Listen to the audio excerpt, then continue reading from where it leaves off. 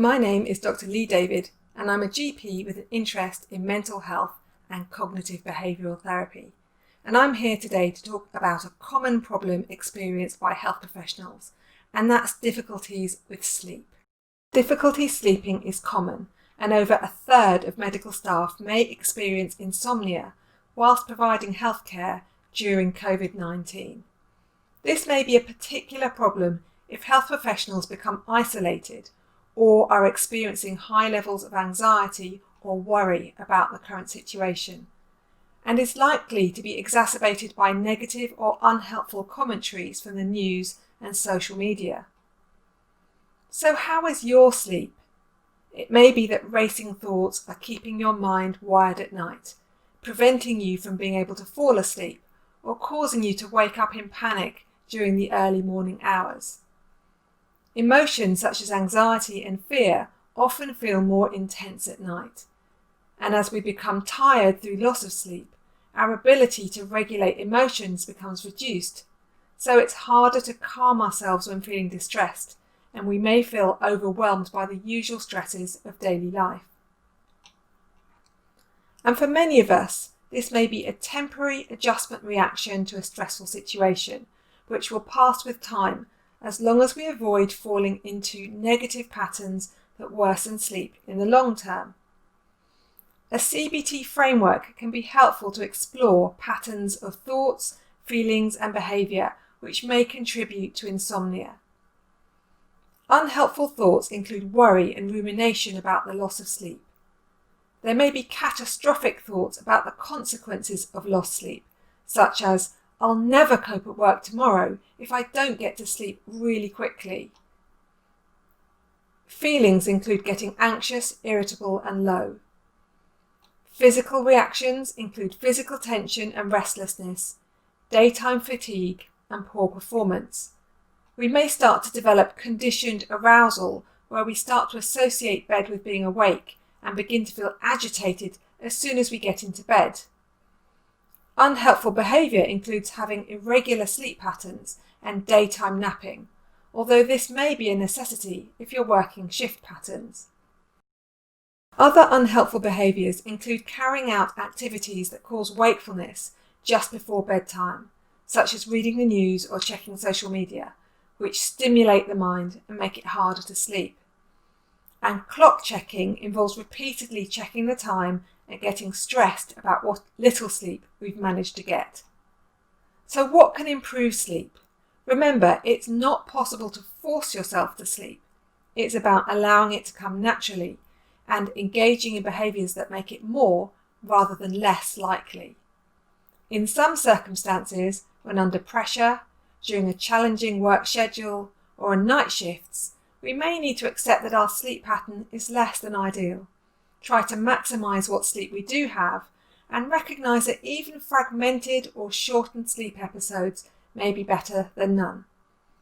As a starting point, where possible, it's helpful to aim for a regular routine of sleep patterns, going to bed and getting up at roughly the same time each day.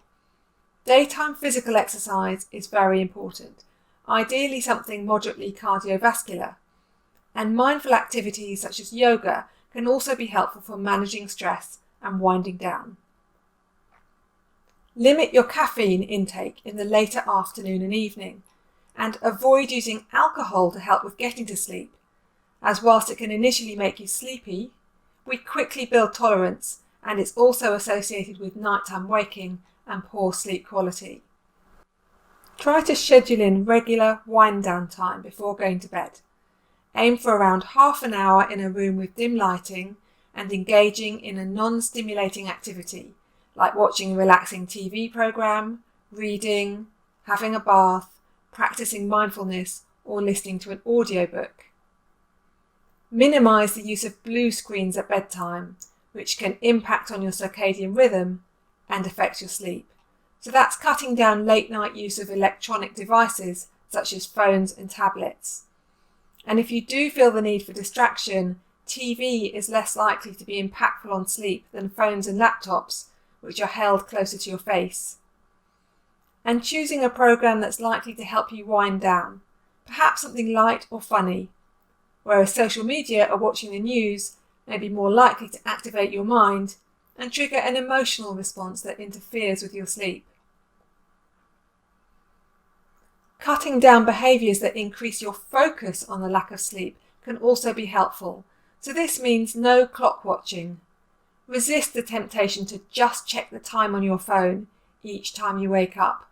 Instead, set the alarm for your usual time and turn the clock around until morning. The process of stimulus control gives some strategies for what to do if you do wake up at night. This involves learning to re-associate bed with sleep, so only use it for sleep and sex and not for any other activities, especially not those associated with work, so not for doing your online learning CPD modules on a laptop. Also, try not to lie in bed tossing and turning. Instead, get out of bed after 20 minutes if you're still awake. Go to a different room that's comfortable and quiet and engage in whatever activity you'd be doing during wind down time. Something that occupies your mind in a pleasant way, but not too stimulating. The goal is to gradually start to feel sleepy.